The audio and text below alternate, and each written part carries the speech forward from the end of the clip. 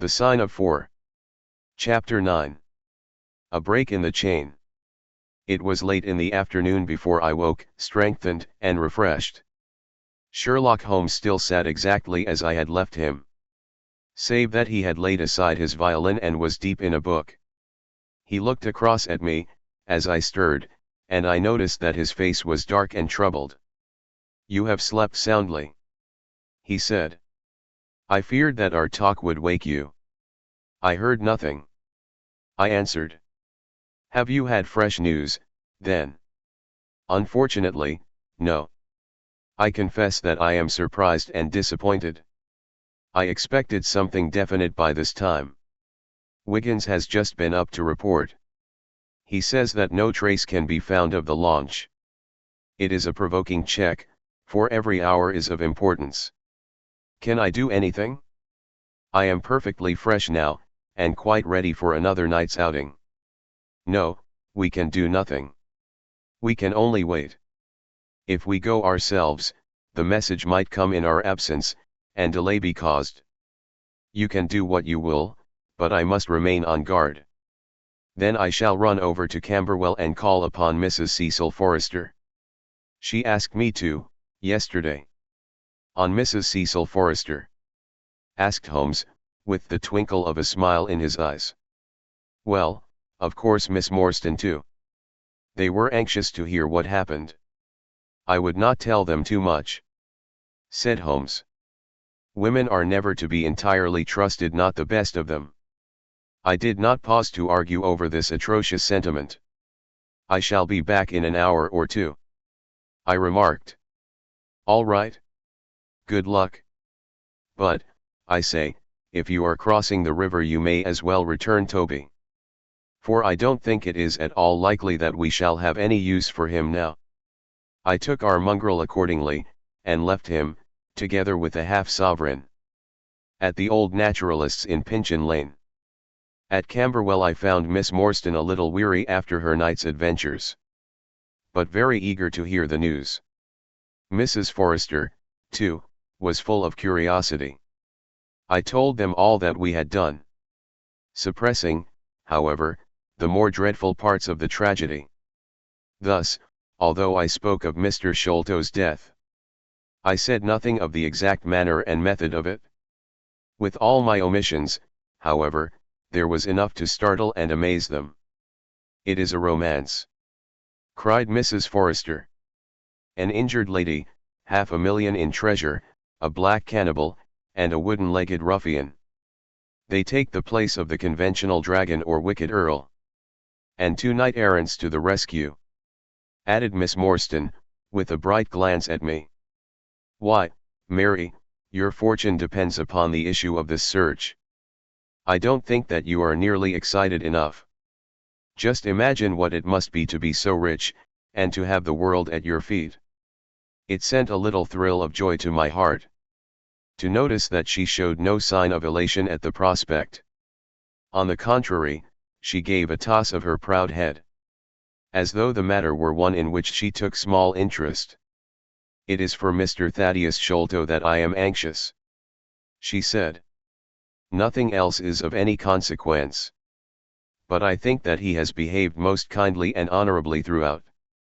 It is our duty to clear him of this dreadful and unfounded charge." It was evening before I left Camberwell, and quite dark by the time I reached home. My companion's book and pipe lay by his chair, but he had disappeared. I looked about in the hope of seeing a note, but there was none. "I suppose that Mr. Sherlock Holmes has gone out," I said to Mrs. Hudson as she came up to lower the blinds. "No, sir. He has gone to his room, sir. Do you know, sir," sinking her voice into an impressive whisper, "I am afraid for his health." "Why so, Mrs. Hudson?" "Well, he's that strange, sir. After you was gone he walked and he walked, up and down and up and down, until I was weary of the sound of his footstep. Then I heard him talking to himself and muttering. And every time the bell rang out he came on the stairs. With what is that, Mrs. Hudson? And now he has slammed off to his room." but I can hear him walking away the same as ever. I hope he's not going to be ill, sir. I ventured to say something to him about cooling medicine. But he turned on me, sir, with such a look that I don't know however I got out of the room. I don't think that you have any cause to be uneasy, Mrs. Hudson, I answered. I have seen him like this before. He has some small matter upon his mind which makes him restless. I tried to speak lightly to our worthy landlady, but I was myself somewhat uneasy. When through the long night I still from time to time heard the dull sound of his tread, and knew how his keen spirit was chafing against this involuntary inaction. At breakfast time he looked worn and haggard, with a little fleck of feverish color upon either cheek. "You are knocking yourself up, old man," I remarked. "I heard you marching about in the night." "No, I could not sleep," he answered. "This infernal problem is consuming me. It is too much to be balked by so petty an obstacle, when all else had been overcome. I know the men, the launch, everything, and yet I can get no news. I have set other agencies at work, and used every means at my disposal. The whole river has been searched on either side. But there is no news, nor has Mrs. Smith heard of her husband.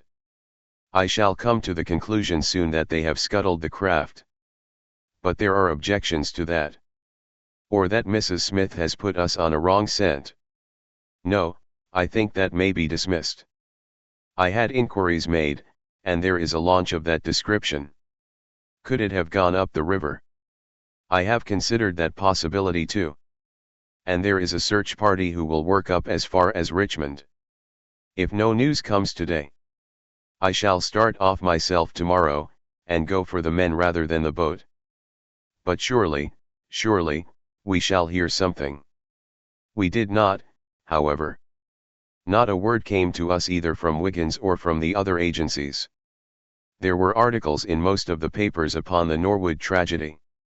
They all appeared to be rather hostile to the unfortunate Thaddeus Sholto. No fresh details were to be found, however, in any of them, save that an inquest was to be held upon the following day. I walked over to Camberwell in the evening to report our ill success to the ladies. And on my return I found Holmes dejected and somewhat morose. He would hardly reply to my questions, and busied himself all evening in an abstruse chemical analysis, which involved much heating of retorts and distilling of vapors, ending at last in a smell which fairly drove me out of the apartment. Up to the small hours of the morning I could hear the clinking of his test tubes, which told me that he was still engaged in his malodorous experiment. In the early dawn I woke with a start, and was surprised to find him standing by my bedside, clad in a rude sailor dress with a pea jacket, and a coarse red scarf round his neck. "I am off down the river, Watson," said he. "I have been turning it over in my mind, and I can see only one way out of it. It is worth trying, at all events." "Surely I can come with you, then," said I. "No, you can be much more useful if you will remain here as my representative.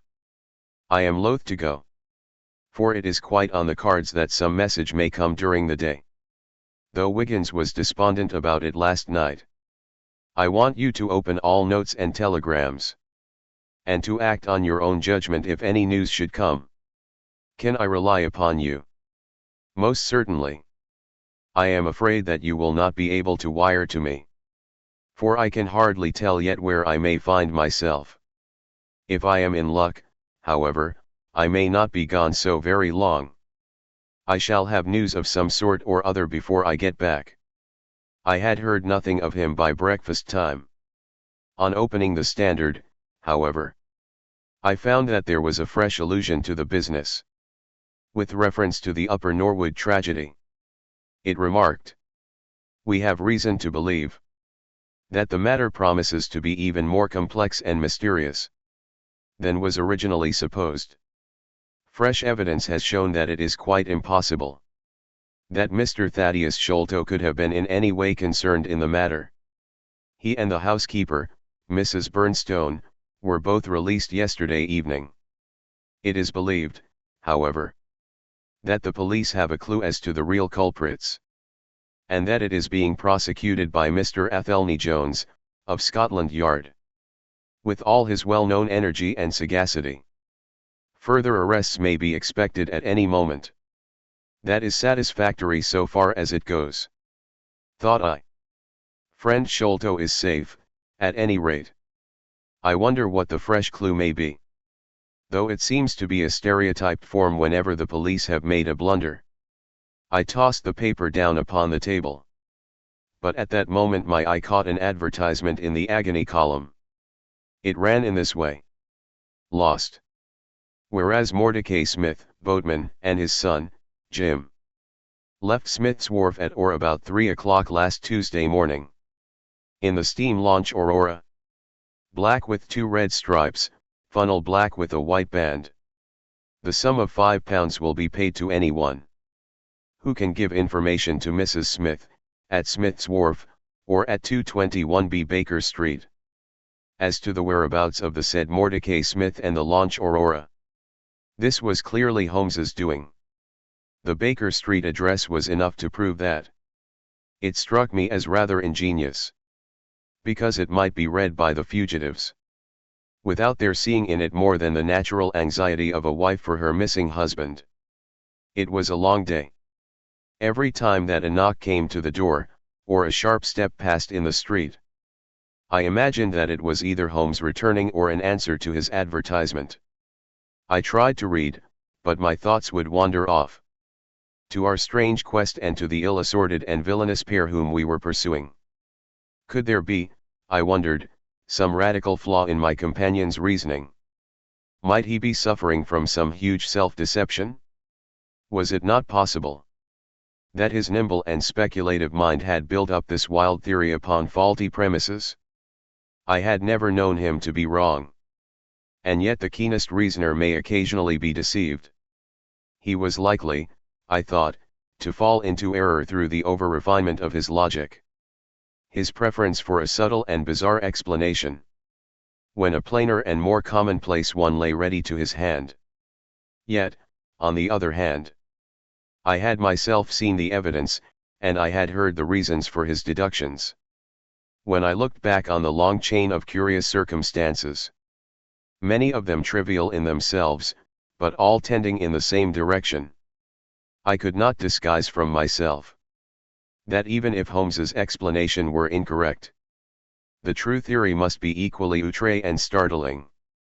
At 3 o'clock in the afternoon, there was a loud peal at the bell, an authoritative voice in the hall, and, to my surprise, no less a person than Mr. Athelney Jones was shown up to me. Very different was he, however, from the brusque and masterful professor of common sense, who had taken over the case so confidently at Upper Norwood. His expression was downcast, and his bearing meek and even apologetic. "Good day, sir, good day," said he. "Mr. Sherlock Holmes is out, I understand." "Yes, and I cannot be sure when he will be back. But perhaps you would care to wait. Take that chair and try one of these cigars." "Thank you, I don't mind if I do," said he, mopping his face with a red bandana handkerchief. "And a whiskey and soda?" "Well, half a glass. It is very hot for the time of year, and I have had a good deal to worry and try me. You know my theory about this Norwood case. I remember that you expressed one. Well, I have been obliged to reconsider it. I had my net drawn tightly round Mr. Sholto, sir. When he went through a hole in the middle of it. He was able to prove an alibi which could not be shaken. From the time that he left his brother's room, he was never out of sight of someone or other. So it could not be he who climbed over roofs and through trapdoors. It's a very dark case, and my professional credit is at stake. I should be very glad of a little assistance. We all need help sometimes," said I. "Your friend Mr. Sherlock Holmes is a wonderful man, sir," said he, in a husky and confidential voice. He's a man who is not to be beat. I have known that young man go into a good many cases. But I never saw the case yet that he could not throw a light upon. He is irregular in his methods, and a little quick perhaps in jumping at theories. But, on the whole, I think he would have made a most promising officer. And I don't care who knows it. I have had a wire from him this morning, by which I understand that he has got some clue to this Sholto business. Here is the message. He took the telegram out of his pocket, and handed it to me. It was dated from Poplar at 12 o'clock. Go to Baker Street at once. It said, if I have not returned, wait for me. I am close on the track of the Sholto gang. You can come with us tonight if you want to be in at the finish. This sounds well. He has evidently picked up the scent again, said I. Ah, then he has been at fault too, exclaimed Jones, with evident satisfaction. Even the best of us are thrown off sometimes. Of course this may prove to be a false alarm. But it is my duty as an officer of the law to allow no chance to slip. But there is someone at the door. Perhaps this is he. A heavy step was heard ascending the stair, with a great wheezing and rattling as from a man who was sorely put to it for breath. Once or twice he stopped, as though the climb were too much for him. But at last he made his way to our door and entered. His appearance corresponded to the sounds which we had heard. He was an aged man, clad in seafaring garb, with an old pea jacket buttoned up to his throat. His back was bowed, his knees were shaky, and his breathing was painfully asthmatic, as he leaned upon a thick oaken cudgel. His shoulders heaved in the effort to draw the air into his lungs. He had a colored scarf round his chin, and I could see little of his face, save a pair of keen dark eyes, overhung by bushy white brows, and long gray side whiskers. Altogether he gave me the impression of a respectable master mariner who had fallen into years and poverty. "What is it, my man?" I asked. He looked about him in the slow methodical fashion of old age. "Is Mr. Sherlock Holmes here?" said he. "No, but I am acting for him." "You can tell me any message you have for him." "It was to him himself I was to tell it," said he. "But I tell you that I am acting for him." "Was it about Mordecai Smith's boat?" "Yes. I knows well where it is. And I knows where the men he is after are. And I knows where the treasure is. I knows all about it." "Then tell me, and I shall let him know." "It was to him I was to tell it," he repeated, with the petulant obstinacy of a very old man. "Well, you must wait for him." "No, no, I ain't goin' to lose a whole day to please no one. If Mr. Holmes ain't here, then Mr. Holmes must find it all out for himself. I don't care about the look of either of you, and I won't tell a word." He shuffled towards the door, but Athelney Jones got in front of him. "Wait a bit, my friend," said he. "You have important information, and you must not walk off. We shall keep you, whether you like or not, until our friend returns." The old man made a little run towards the door. But, as Athelney Jones put his broad back up against it, he recognized the uselessness of resistance. "Pretty sort o' treatment this," he cried, stamping his stick. "I come here to see a gentleman. And you two, who I never saw in my life, seize me and treat me in this fashion. You will be none the worse," I said. "We shall recompense you for the loss of your time. Sit over here on the sofa, and you will not have long to wait."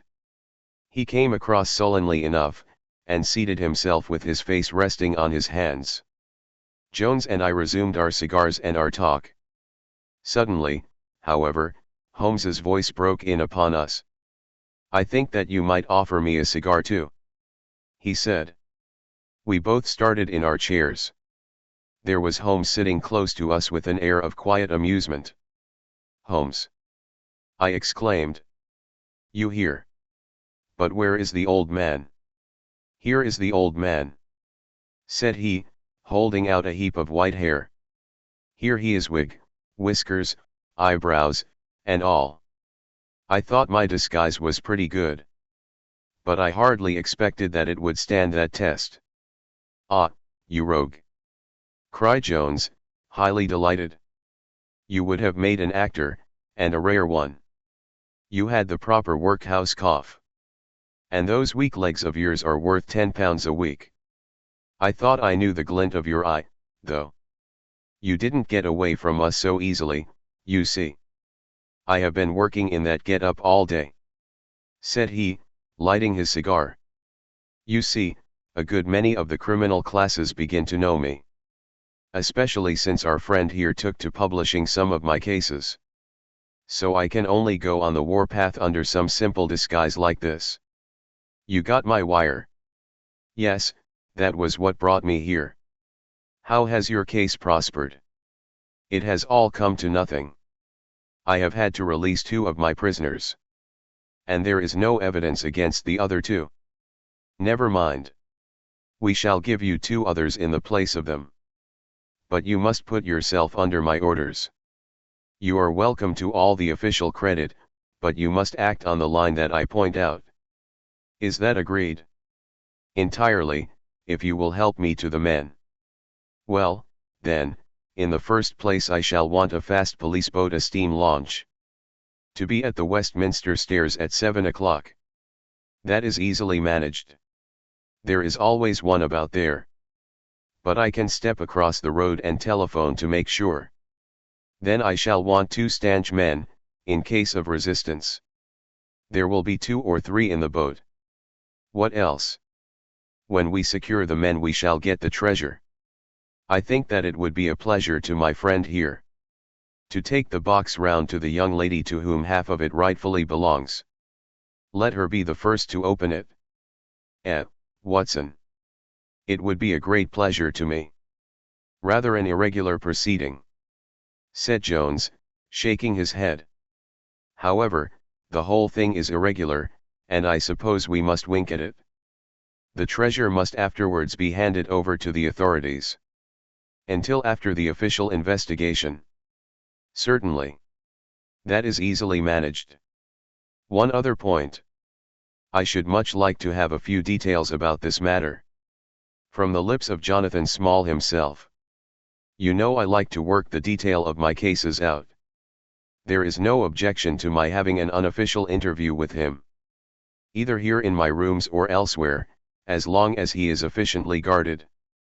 Well, you are master of the situation. I have had no proof yet of the existence of this Jonathan Small.